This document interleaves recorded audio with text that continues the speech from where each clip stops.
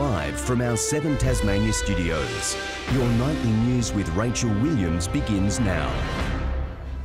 Good evening, everyone. The city of Christchurch remains in mourning tonight as tributes for the victims continue to grow. The death toll is now 50 after another body was found inside the Al Noor Mosque. These are some of the faces, people killed as they worshipped. The youngest, just 3 years old, he had nowhere to hide.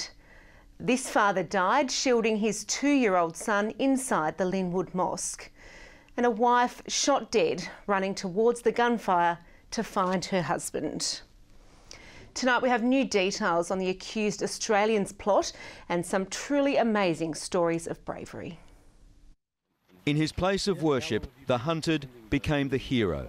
Abdul Aziz was at Linwood Mosque praying with his 4 sons. The Australian ran towards the gunshots and confronted the attacker. I saw there was a dead body with a shotgun there.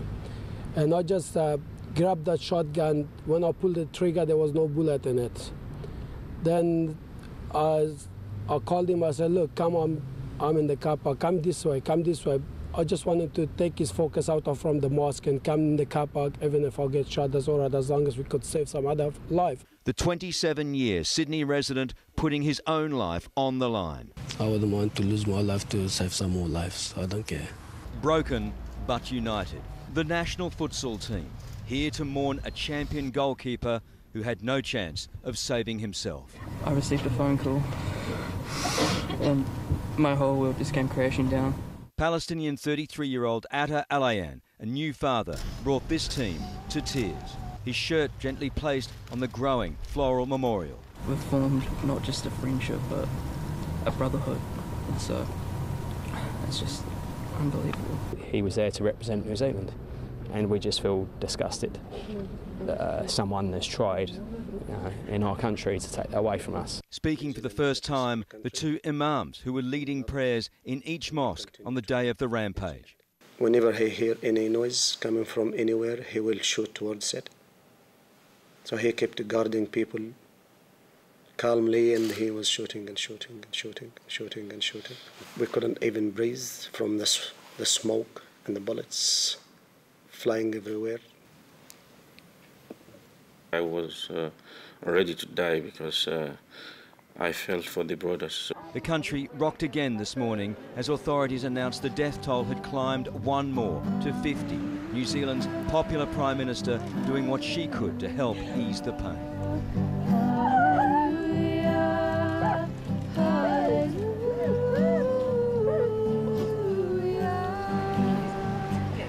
Christchurch is my home. That victim was found at the Al Noor Mosque as police tried to clear the last of the bodies. Mohammed Tofazal told how the gunman was executing everyone round him. He fell to the floor. This extraordinary photo captures him there just seconds after the shooter walked out. I was really scared. I just lay down on the floor. A 12-year-old boy was nearby, hysterical. He pulled him to the floor too. I'm pretty sure he's alive. You know you saved his life. I'm not sure, but I'm trying to help him. The death toll now 50. A further 50 injured, 35 of those still in hospital. The youngest aged just 2, the oldest 60. 12 remain in a critical condition, including a 4-year-old girl. For New Zealanders, the full weight of this tragedy is starting to settle on the nation. The numbers are turning to names and to faces. The grief is acute. Tariq Chanafa bears the scars of his terrifying encounter. They heard the bum and then bum, bum, bum, bum, bum, bum, bum. I know, this is machine gun. Someone is come to get us. So I was like just close to the window, just say, I smashed the window, and then I got out. Hobbling, distraught, but alive. And Len Penaha, who helped 5 terrified people scale his fence to safety. Really, I'm no hero. I was there, that's all. And I tried to help. I just wish I could have helped more. Those who couldn't be saved, yet to be laid to rest. At the Christchurch Cemetery, industrial-scale grave digging. Experts coming from Australia to assist. It is Islamic custom to bury the dead quickly, and families are anxious to honour their faith. And across Tasmania this evening, vigils are being held to remember the victims of the Christchurch tragedy. Our reporter Michelle WISBEY joins us now live from the Hobart Vigil. Michelle, there's no doubt it will be an emotional evening. Rachel, the vigil here in Hobart started only moments ago and it's a sombre mood as hundreds of people turn out to pay their respects. People from all different backgrounds have gathered to share their condolences and hope for peace. The Multicultural Council helping to organise the event to unite Tasmanians.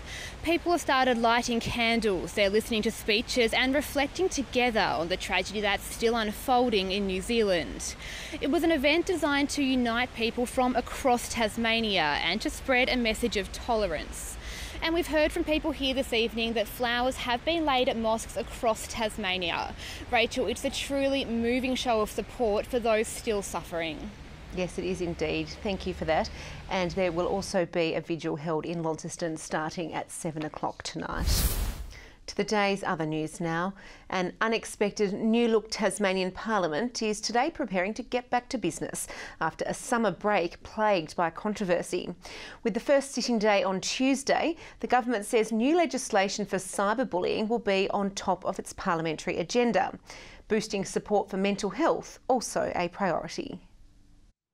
Our first responders prepared to fly out on a moment's notice.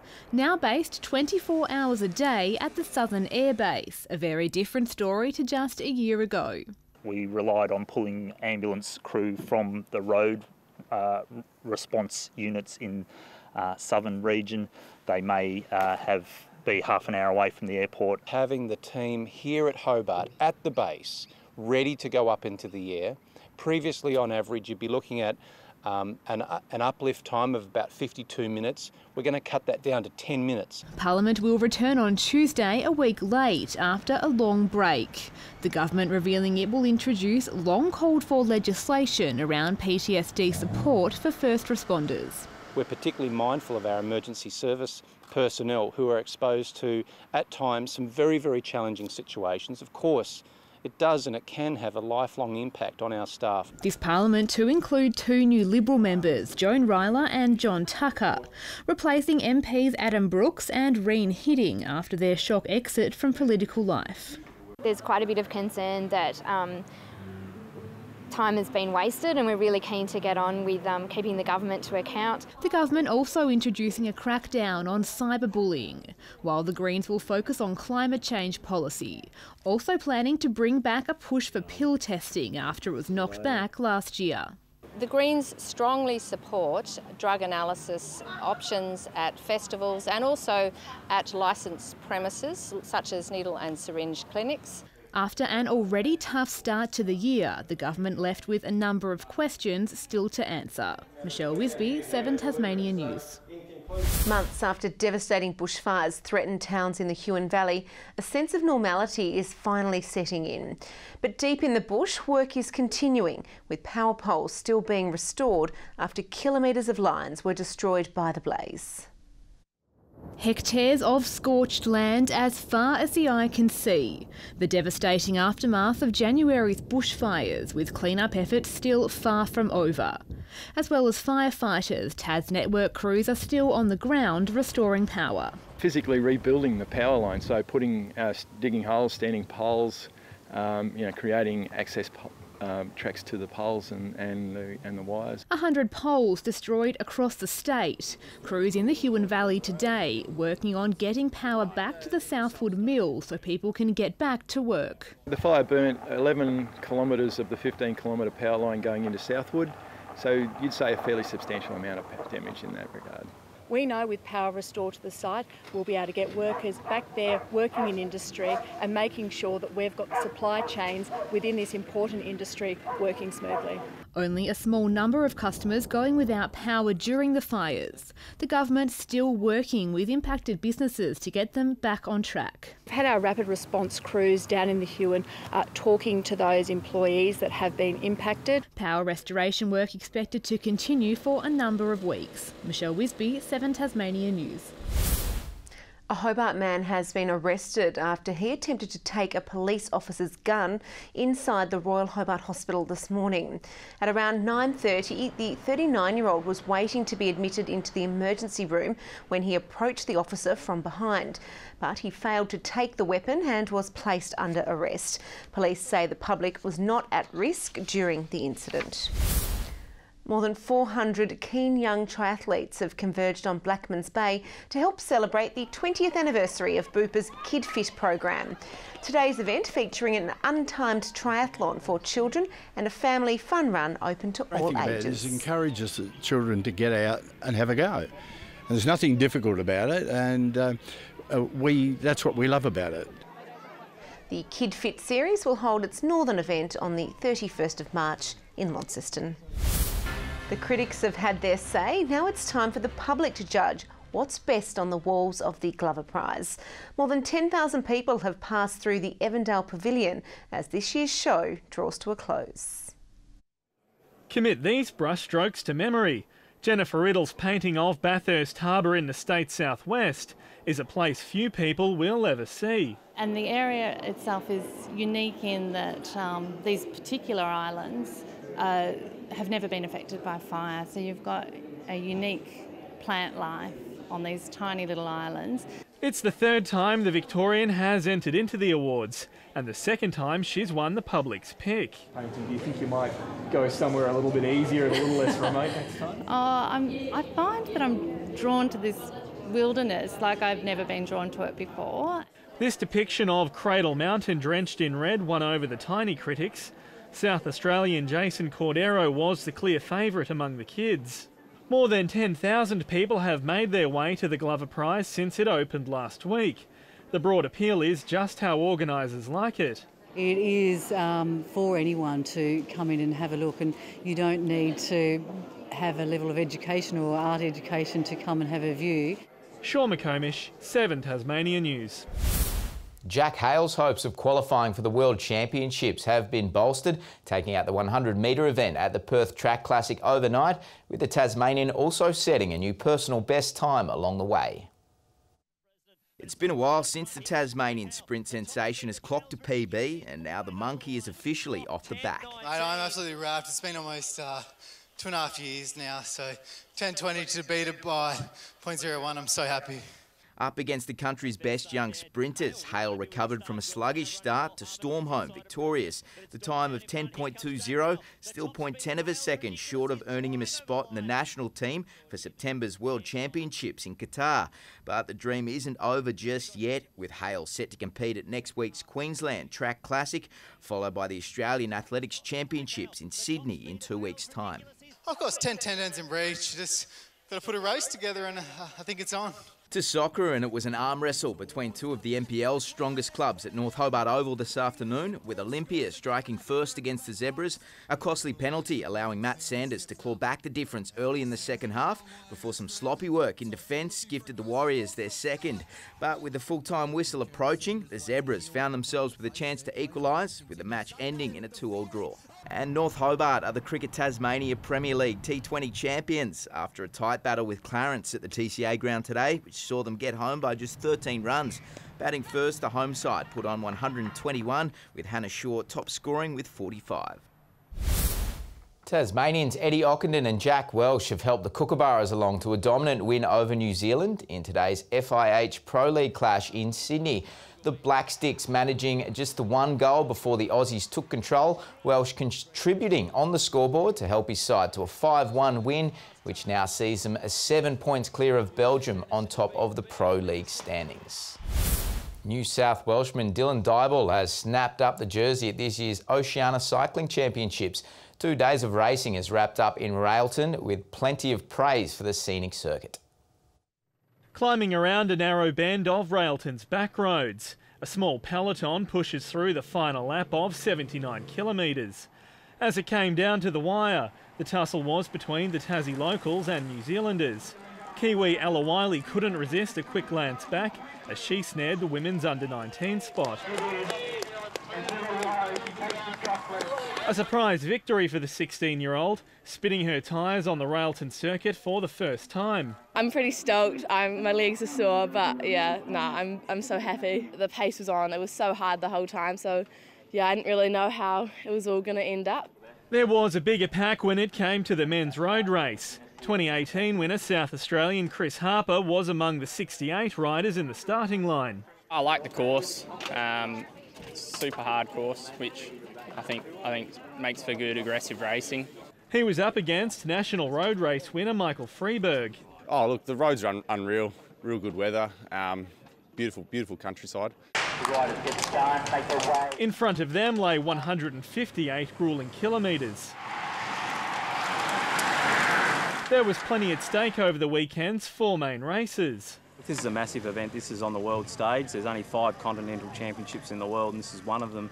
And the winner gets an automatic qualification for their country to go to the World Championships. Sean McComish, 7 Tasmania News. Good evening. A warm day in Launceston today, 26 degrees. Hobart 22, 22 also in Burnie, and Devonport 23. Ouse reached 26 today, 24 on Flinders Island. Smithton, Maria Island and Friendly Beaches all 23. 22 at Strawn and St Helens, King Island 21 along with Low Head, Liaweni 19 and 17 at the Hearts Mountains. The satellite shows low-level cloud across the southwest and east of the state today, with low-level cloud around the north early on, while the rest of the state was mostly cloud-free. Mid to high-level cloud with embedded thunderstorms extended over the east of the mainland, and parts of Western Australia are also covered with mid to high-level cloud. Tomorrow's chart shows a ridge of high pressure sitting to the south of Tasmania, directing an easterly flow over the state. Several troughs and associated low pressure systems sit over the mainland, with a low off north-east Queensland expected to develop into a tropical cyclone. The monsoon trough continues over the top end. Coastal waters, southeast to northeasterly winds 10 to 20 knots, seas to 1.5 metres. Showers in the south tomorrow, 20 degrees in Hobart and Dover, 24 at Ouse. Partly cloudy in the north, with Launceston expecting 25 degrees, 23 for Devonport and Scottsdale. Mostly sunny along the west coast, 22 in Burnie, Strawn 24 and 21 at Stanley. We can expect showers on the east coast tomorrow, 20 at St Helens, both Swansea and Ross 22. The UV is 6 in Hobart and 7 for most other centres, which is high.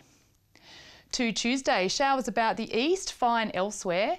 Light showers about the east with afternoon showers about the west on Wednesday. And for Thursday, light showers still about the east and afternoon showers again for the west. Mainland temperatures are looking warm right across the country, with Adelaide, Brisbane and Cairns all 31, 33 in Perth and Broome, Sydney 26 with showers, and Melbourne becoming sunny, 28 degrees. Currently it is 19 in Hobart, mostly cloudy, Launceston 23, partly cloudy, and Devonport 19, mostly sunny. And it's nice to see you wearing green for St Patrick's Day today, Rach. Thank you for that, Carmen. Love the Irish. I'm sure there's a lot of people having a good day. Well, that's all your news for now. Thanks for joining us. Have a safe and happy week. I'm Rachel Williams. Good night.